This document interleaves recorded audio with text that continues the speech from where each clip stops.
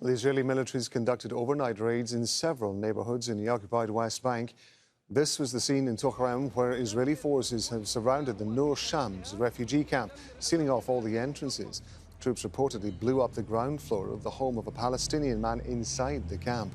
The raids are also taking place in Beitunia and Tubas. At least 40 Palestinians have been detained. Imran Khan is in the Nur Shams refugee camp in the occupied West Bank. 24 hours ago, you were talking to us from the Jenin refugee camp, scene of many raids over the last few weeks. Now you're at Nur Shams and more raids there. That's absolutely right. Nur Shams is a camp that does get regularly raided by the Israeli forces, but this one was a larger raid than perhaps we've seen in the last few weeks. The Israeli army came in from all four entrances to the camp, north, south, east and west. They came down this road that you can see just now. The raid came to an end about 90 minutes ago, 8 o'clock in the morning, but it began at 10 o'clock at night. There were about 40 armoured vehicles, about 200 soldiers on foot, and armoured bulldozers as well.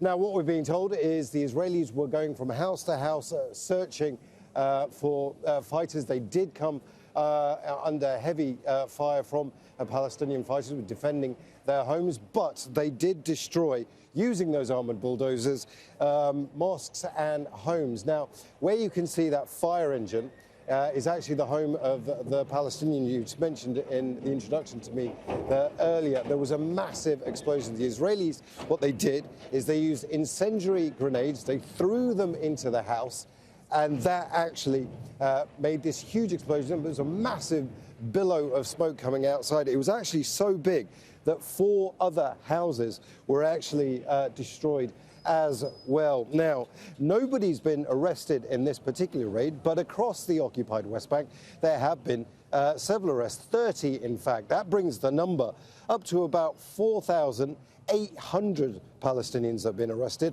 since October the 7th. Over half of those are in administrative detention.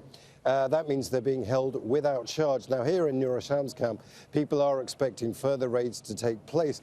But given what's left here, it's difficult to understand, what the Israeli objective is here. Is it to try and arrest people because they didn't arrest anybody overnight? Or is it simply a case of keeping the pressure up on places like Jenin refugee camp, like Nur Shams? Imran, thank you very much indeed. Imran Khan in Nur Shams refugee camp in the occupied West Bank.